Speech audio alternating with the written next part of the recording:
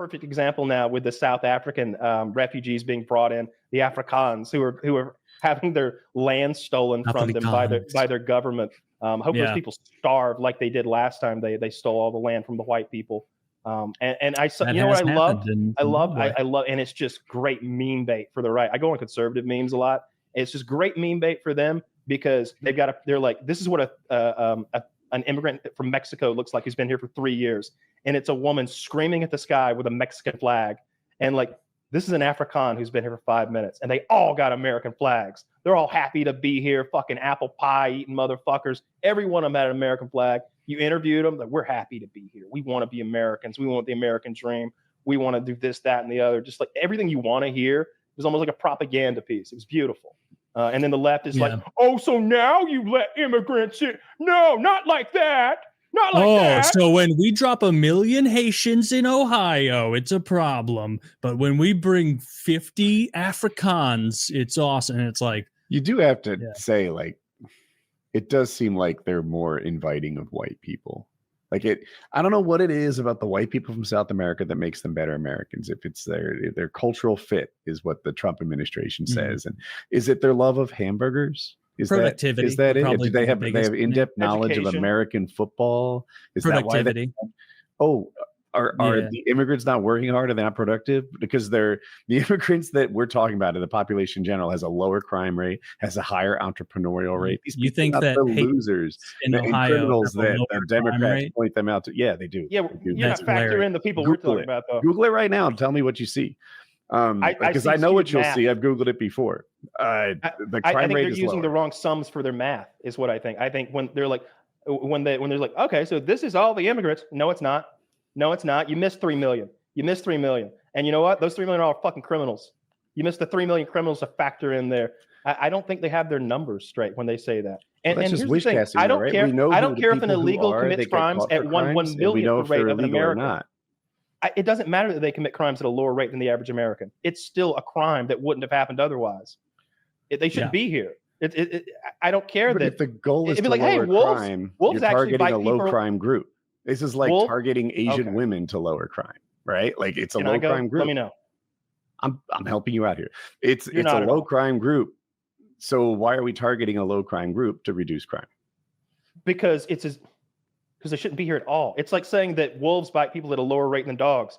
Oh, well, let all the wolves in. Holy shit, I know that. Love it. No wolves. Zero. No wolves. Some dogs. Yeah. This country was built on wolves, right? This country was built on wolves. We were all descendants of wolves at one point. Well, let's go back to how we did things in the 1920s. That'll go great.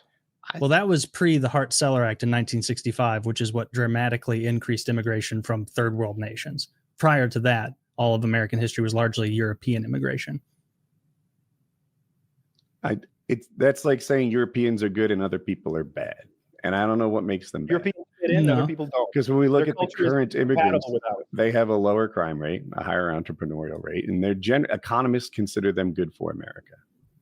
I mean, they consider them good because they drive down the cost of wages and make people work for less, and that increases GDP. It's not good. It's good for large oligarchs who own large companies and need lots of cheap borderline slave labor. It's excellent for them. That's why all those people are largely in favor of importing as many people as they want.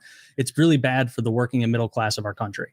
And that's who we should prioritize. For a country to have a shrinking population, and without immigration, that's what we'd have. I mean, no one's anti-immigration here. We're anti-invasion. Love immigration. Well, no one's for immigration reform, it seems. So I mean, what's wrong with the way we're doing it right now? We're letting too many people in right now. No one's getting in legally, right? So there's just people coming. Do you think that South Africans just made it? So you think that like this, I stand corrected. A couple white people from South Africa got in. All right. Do you think, like, let's say they bring another 300,000 Haitians into Ohio? You think that's good for Ohio? I think that's good for the working and the middle class of Ohio?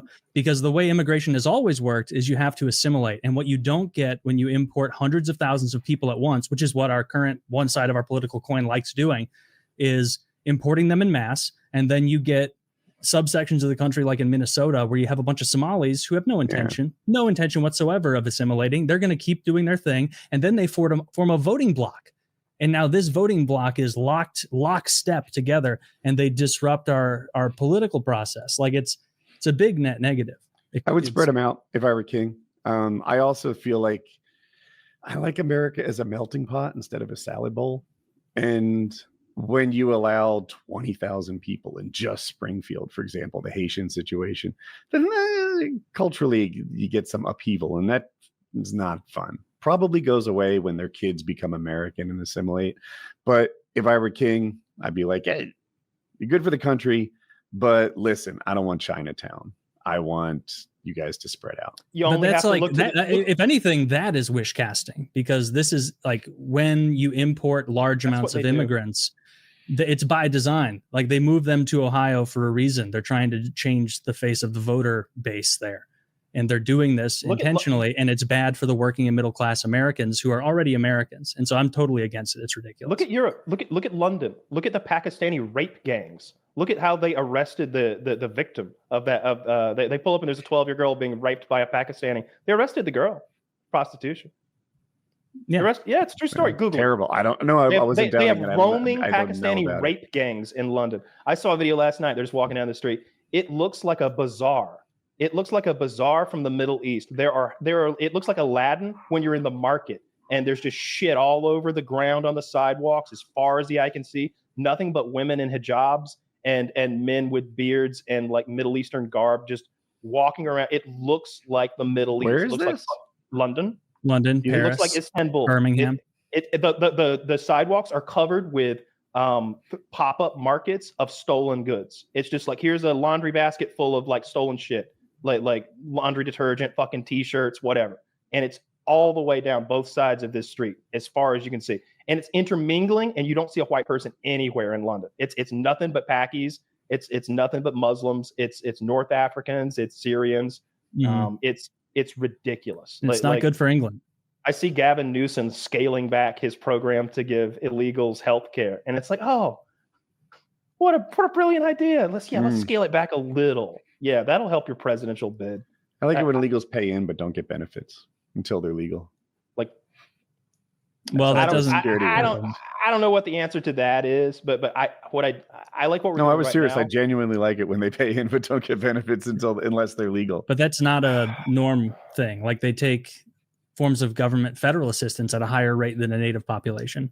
Well, they changed the especially voting, right? the ones that are flown here. Like if you bring 100,000 people from Haiti over, those people are largely dependent. We're paying for their healthcare, their schooling, their housing. Non-government organizations funded by things like, the government program for fucking whatever, diverse outreach or some nonsense.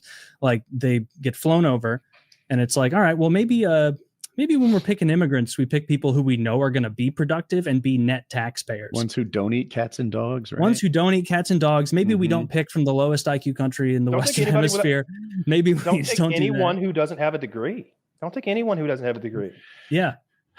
Yeah, that would be absurd. Like all this hurts the middle and working class so much to depose and replace them. And then you have some, like, I saw some Ohio cunt who like owns some factory there in Cleveland or whatever, being like, they're great, they're awesome, I can pay them fucking peanuts, and the local Ohioans, they don't want to work. And it's like, no, you fucking crook, you're selling. I might have seen the same thing. Yeah, was this about Springfield, Ohio? Yeah, maybe around there or something. Yeah. Okay, yeah. If we saw the same thing, they work long hours. They're slaves. It's longer than 12 hours a day. It was like 16. Mm-hmm. I want to say 18, but I feel like I'm exaggerating. But they work super long, more than 12 hours a day. And he's like, they don't complain. They just work. They're machines. And that is rough on people who don't match their work ethic, for sure. It's not even work ethic. It's like options. Like these people who could have worked there and had a living that provided for them and their children and their families. Now they can't afford to compete with a bunch of 20 to 40-year-old men who got airdropped there and can work 8 people to an apartment for slave wages, and also, wreck the neighborhood they're in because they don't know how to live in the West. They don't know what our cultural institutions are here, our norms. In the video you saw, if it's the same one as me, there was an American who tried to work there, and he lasted like 6 or 9 months. He's like, I got to hand it to him. That's brutal. I couldn't keep up. I would think the bigger reason would be like, yeah, I worked here for a bit, but I'm making Haitian like slave wages. And because I have a wife and 3 children and I don't live with 7 other Haitians in an apartment, this is not tenable for me. But the guy who's paying those Haitian slave wages, which is what a borderline is, he loves that. And that causes GDP to go up. And so people see that and they're like, oh, this is a good thing. It's good for America. No, it's not. It's good for large holders of capital, like wealthy oligarchs. It's great for those people. There's a reason the billionaire class from Elon Musk to George Soros, they all have the same immigration stance as the baseline Democrat of, well, let them all in as much as you want. They'll like give some lip service, but it's just because they want to keep their costs down and they don't give 2 fucks if it harms American working and middle class people. All those guys can get fucks. It's traitorous. It's like genuinely traitorous to sell out your citizenry. But a shrinking nation is also terrible. What is housing going to go down or costs going to go down? Well, that's what the Rust Belt cities are, right? Like we've seen it we've seen it in St. Louis, right? When the population declines, the place crumbles. But why did population decline there? Because we lost manufacturing that was capable of supporting these families. It wasn't like, oh, we didn't import enough people from Haiti, so St. Louis failed. It was a lot of these billionaires offshored all their manufacturing so that they could save money. And that's what destroyed those cities like Pittsburgh and St. Louis. Bringing Cleveland. Manufacturing in at high wages isn't going to bring successful companies back to life. It's just going to they moved on manufacturing because they'd fail if they didn't. I think that it would, I think they initially moved it because it would save money, and it did for them. But the long-term cost is that you no longer have a working and middle class that's capable of having like a solid job that can support families. And then when these families now, American citizens, can no longer afford to have kids, these short-term gain GDP oligarchs are like, oh, well, okay, well then I guess the solution is infinite immigration forever, where we just pay them. It's a fantasy to have, people who could barely read making the equivalent of 6 digits a year, like they did on automotive assembly plants in the 80s. I don't think so. It was that way up until 1965. That's a long time ago. Now, like it or not, everybody's competing with globalization. But what everybody is competing after 1965? It was the Hart-Celler Act. We destroyed the world in the 40s. So nobody had any manufacturing. That's a big part of it. You want to go back to that? Tell you got to list old Captain Kyle here. We got to destroy a huge swath of the global population. We got the bombs to do it. If you destroy the manufacturing base, dude, Israel's already doing their share.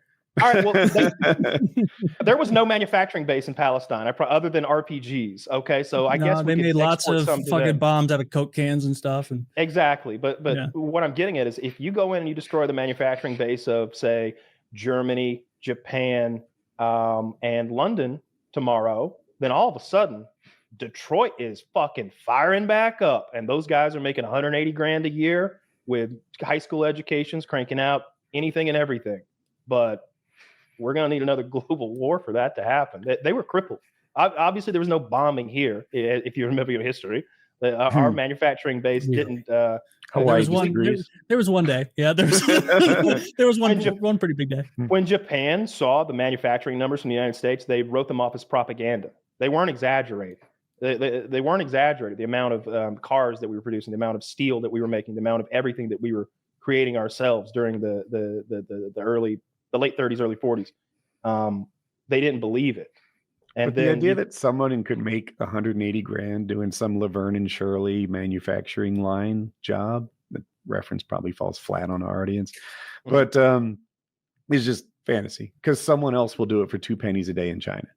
And that's why you need some protectionism. Well, then you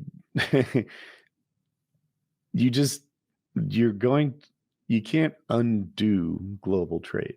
Right, you can't just undo it and turn yourself into communist Russia, right? The Soviet Union. Otherwise, you'll turn yourself in what the Soviet Union was, a completely uncompetitive country. I understand what you're saying, but I think that at some point you need to prioritize the people and citizenry living in your nation. Like if your government doesn't look out for you, like there is no purpose to it. Like if they're not protecting your ability to have a family and raise that family in a comfortable way, then what the fuck is the point of that government?